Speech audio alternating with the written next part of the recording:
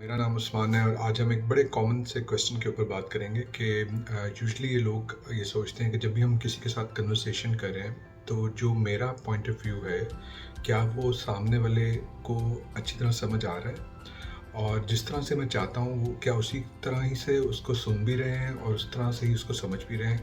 तो एक बड़ा कॉमन सा एक थिंकिंग प्रोसेस है जब भी हम किसी चीज़ के ऊपर बात कर रहे होते हैं किसी के साथ, तो साथ साथ हम ये सोच रहे होते हैं कि क्या हम अपना पॉइंट ऑफ व्यू सही तरीके से उस तक पहुंचा पा रहे हैं कि नहीं।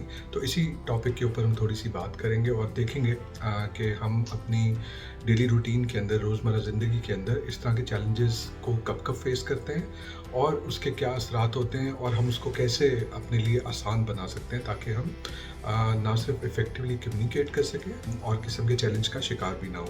तो सबसे पहले तो हमें इस माइंडसेट से बाहर आना है, इस थिंकिंग प्रोसेस से बाहर आना है कि जो भी हम सोच रहे हैं वही सही है और वही हम आगे किसी को समझाने की कोशिश भी कर रहे हैं। ये बात मैं क्यों कह रहा हूँ? क्योंकि अगर हम अपनी सोच को चैलेंज नहीं करेंगे तो हम एक एरोगेंस की स्टेज पे चले जाएंगे और हम ये सोचेंगे जो भी हम कह रहे हैं वही सही है और जो दूसरा हमारे सामने इसको सुन रहा है उसने ना कभी इसको एक्सपीरियंस किया है, ना वो उसको उस तरह से समझता है और ना ही वो उस तरह से उसको एब्जॉर्ब कर पाएगा। जब हम इस थिंकिंग या इस माइंडसेट के साथ किसी से कन्वर्सेशन स्टार्ट करते हैं तो हम एरोगेंस की स्टेज में चले जाते हैं और जब हम एरोगेंस की स्टेज में जाते हैं तो वो डेफिनेटली और नेचुरली हमें एक डिफेंसिव मोड के अंदर ले जाता है और जब भी कोई हमारा सामने वाला उसके ऊपर कोई आर्गुमेंट देगा या उसको चैलेंज करने की कोशिश करेगा तो हम स्ट्रेट अवे उसको निगलेक्ट करेंगे, उस पर मनफी कमेंट्स देंगे और हमारी कन्वर्सेशन जो है वो किसी कॉन्फ्लिक्ट या आर्गुमेंट की तरफ चले जाएगी। तो जैसे मैंने पहले एक्सप्लेन किया, सबसे पहले तो ये इम्पॉर्टेंट है कि जो आप सोच रहे हैं, जो आप किसी को एक्सप्लेन करना चाहते हैं, सबसे पहले तो उसको अपने लिए चैलेंज करें अपने माइंड के अंदर और उसके ऊपर क्वेश्चन मार्क लगा लें, क्या मैं सही सोच रहा हूँ? क्योंकि यही असल में किसी भी कॉन्फ्लिक्ट या आर्गुमेंट की जड़ है। फॉर एग्जांपल, जो पेरेंट्स हैं वो समझते हैं कि जो हम अपने बच्चों के लिए सोच रहे हैं वही सही है। इसी तरह मियाँ बीवी के अंदर मियाँ सोचता है कि जो मैं बात कर रहा हूँ, मेरा एक्सपीरियंस ज़्यादा है, मैंने दुनिया देखी है, मैं जो बात कर रहा हूँ उसके पीछे कोई एक्सपीरियंस है।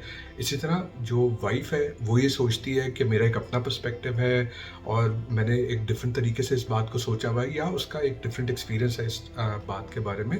तो यहीं से आर्गुमेंट शुरू हो जाते हैं। अगर हम इस अपनी थिंकिंग को क्वेश्चन नहीं करेंगे तो हम, जैसे मैंने पहले कहा, कि हम एक एरोगेंस की स्टेज में चले जाएंगे। लेकिन अगर हम अपने आप को क्वेश्चन कर लेते हैं किसी से आर्गुमेंट शुरू करने से पहले, किसी से कम्युनिकेशन शुरू करने से पहले, तो हम स्ट्रेट अवे एक हम्बलनेस की स्टेज में चले जाते हैं और जब हम हम्बलनेस की स्टेज में जाते हैं तो हम डेफिनेटली अपना माइंड ओपन कर लेते हैं डिफरेंट आर्गुमेंट्स को, डिफरेंट इंफॉर्मेशन को प्रोसेस करने के लिए। इस कॉन्सेप्ट को समझने के लिए सबसे इम्पॉर्टेंट जो बात है वो ये है कि हम जिस भी इंफॉर्मेशन की बेसिस पे किसी के साथ कम्युनिकेट कर रहे हैं वो डेफिनेट इंफॉर्मेशन नहीं है।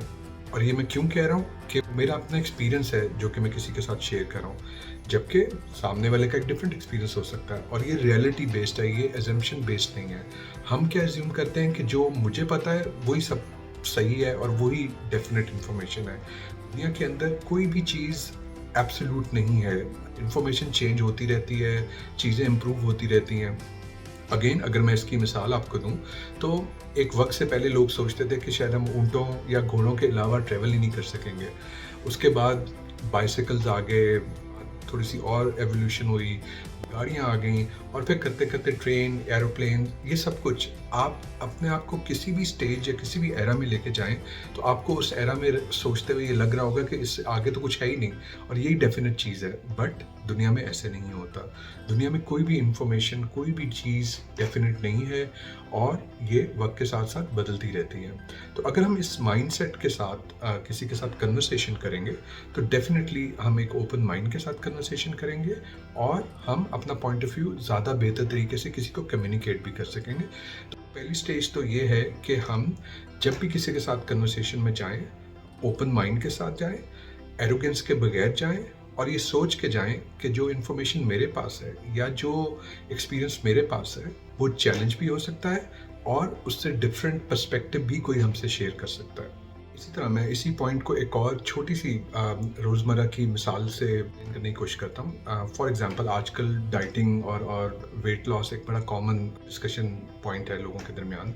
और एक आर्गुमेंट है कि जी आप वेट लॉस करते हैं जब आप एक्सरसाइज करते हैं, और एक आर्गुमेंट है कि आप वेट लॉस तब करते हैं जब आप अपनी डाइट को मैनेज करते हैं। हो सकता है दोनों आर्गुमेंट ठीक हो सकता है उनमें से कोई एक ठीक हो, ये हमें नहीं पता।